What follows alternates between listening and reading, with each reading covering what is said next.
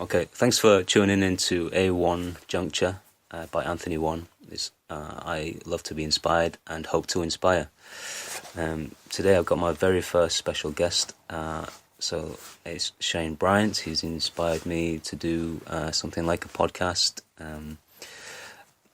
He's recently done a charity challenge. He's raised money for a local charity and done something amazing to do that. So I'd love to share this story with everyone, with our listeners.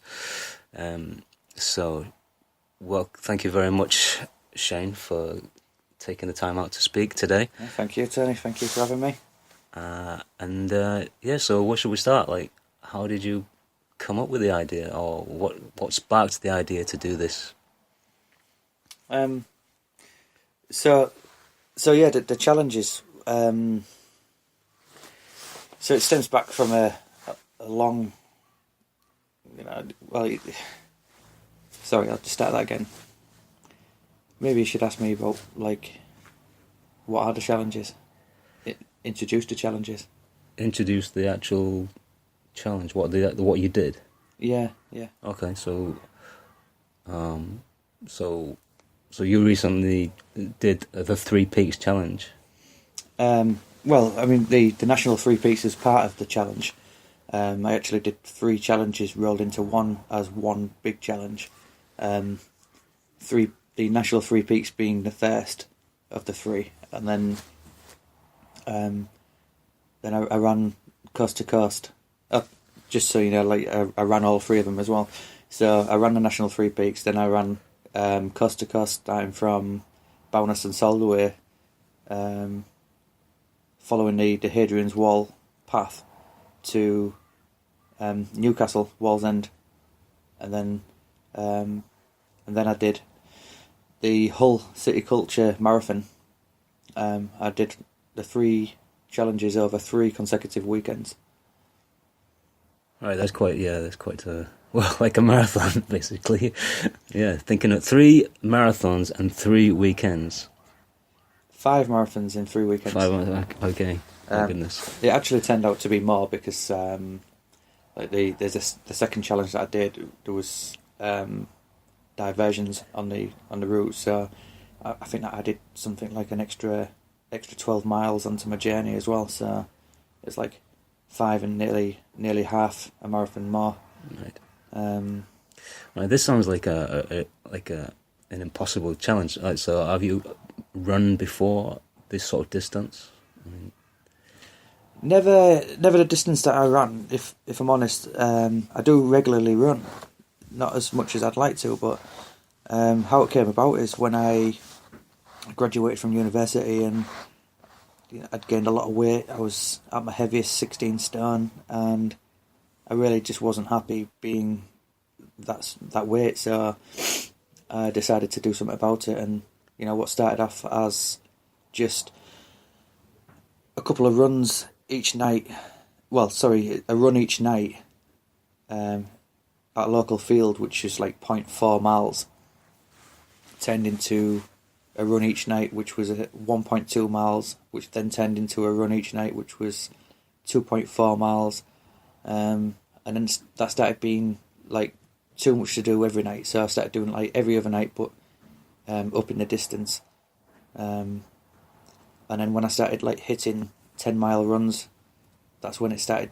That was the longest I'd ever run in my life. But I started to feel really good about that, and I wanted to continue doing it. Next thing I know, I'm doing like 13-mile runs. I initially set myself a challenge to do the Yorkshire 3 Peaks as fast as I could do it. I'd already previously done it the year before and the year before that. The first time I did it in 9 hours and 15, and then the year after that I did it in 8 hours flat. But this year round I was going to do it in, I was going to just try and do it for like 7 hours, but I ran it in 6.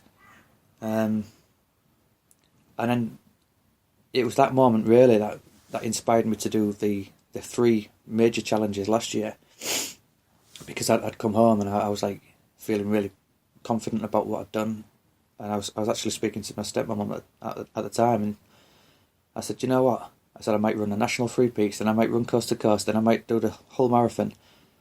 And I just said it as a joke, really. And my stepmom said, she said, "Well, I think you could do it." So he was like still high from doing one, coming back from that trip, and out of that euphoria, you just thought, I'm going to just do a marathon after a marathon after a marathon. Yeah, totally. Yeah. So, but hearing my stepmom say to me, like, "I think you can do it." It's just like having that somebody believe in you, and that really made me believe in myself as well. Seeing my own progress going from 16 stone to 13 stone, 13 and a half stone, and achieving what I'd achieved. And I just thought, well, why not? Why not just do it, but like do it for charity? So that's what I decided to do. So it was the running first, and then I thought, yeah, why not? Why not put this to good use as well at the same time? Yeah. So initially, I wanted to I wanted to raise money for children who had been abused emotionally, and I was doing a lot of research, and I couldn't find anywhere locally who deal purely with emotional abused children. The only people I could really find was like your big charities like your NSPCC and your Bernardo's, and I don't really know what it was about wanting to contribute to a local charity. I just, that just felt right for me to do that. And I found a charity called Kids, who work with children with disabilities. That's in Hull? Yeah, that's in Hull, yeah. I got in touch with those, and it turns out that they don't work with children who have been abused, but they do work with very vulnerable children who could be exposed to abuse, and they're in a position where they do need help and stuff. And I thought, well, if I can't help like the charity that I wanted to help, at least I can still help children, So I decided to raise the money for kids. So I set myself a goal of just raising £1,000. I set up a GoFundMe page, shared that on like your Facebook, and just like texting it to people, and they text it to their friends and family, and the money that I raised was outstanding, really. In such a short period of time, I raised like over £1,400 or something. Wow. So was it easy to set up this GoFundMe? Was that the main channel to get donations in, or was there others? No, well, I did hard copy as well. So like just going around asking people if they wanted to donate to the charity, and I found that one was less effective. Right.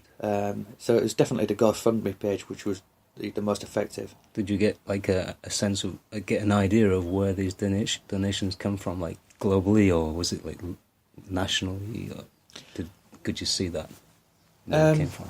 Well, my brother, he lives in Australia. He donated a couple of $100, which it's halfway around the world. You don't really get any further than that, really. Yeah, so, that's brilliant. So yeah, that was my brother. He donated a couple of $100, and then my boss, he donated a couple of $100. Just people were just so generous. Like it was overwhelming at some points. Like when people was, I had one person donate, and then after I did the challenges, he donated again just because he was like mesmerised by what I'd done. It's brilliant. Yeah. You mentioned a while back about a whole Daily Mail being involved. How did you do that? How did you get to do that? Okay, so I got in touch with the Hull Daily Mail purely for advertisement reasons, like to try and get them to share the GoFundMe page, and so I could raise more money. But it didn't work out like that.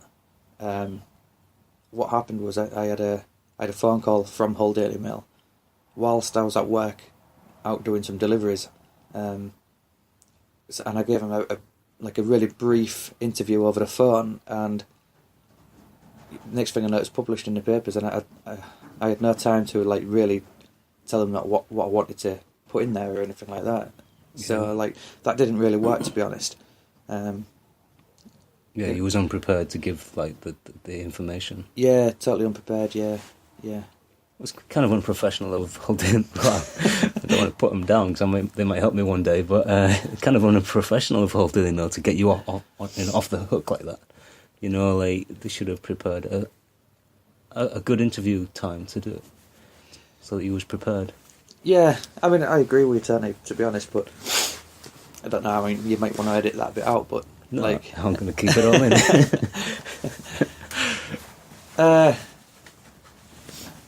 But okay, so yeah, it wasn't very helpful. So you felt that you could have sold yourself better on Whole Daily Mail. So really, you didn't get what you thought you could have got out of Whole Daily Mail. no, I had absolutely zero feedback from anybody. Right. You know, I didn't even know that was in the paper until like somebody had told me. Right. There's a write up about you in the paper, and I just thought, hey, Right. I I wasn't didn't even ready. realise you was going to be that. Yeah, I wasn't even ready for it. And when I read it, you know, some of the things that they put in there wasn't true to what I said. You know, right. so I wasn't really happy about that. But you know, it doesn't matter. It's a learning process. Yeah, definitely. So next time, if I'm ever going to give an interview with a Hull Daily Mail, I'll have some points which, you know, I'll make sure that I get a point. Yeah, you control the interview time and things like that. Yeah. No, that's good. So the most effective thing was the internet and GoFundMe, maybe Facebook. Yeah, well, I mean, the GoFundMe page was shared purely through Facebook. Right. That's where all my donations come from, like just family and friends, and you know, people who was inspired by what I was doing. You know, they all donated, and that was it really. I didn't get any donations from anybody else really. Can I just quickly go back to the endurance side of doing the runs? Yeah, I mean, it's quite a hell of a mammoth task. Mm. So did you come across any hurdles, and how did you come overcome them? Well, I came across a few, to be honest with you, Tony. So 2 minutes. 2 minutes. What, until the end? Until the end of this this short episode. Okay. But we can go on to the next one. You know. Yeah, that's cool. Yeah. So I mean, I'm guessing that you're going to edit all of that out. I could cut some out. Yeah, because we don't want to talk about this. We don't want this. Okay. So, why don't you pause it now and then start a new? Yeah.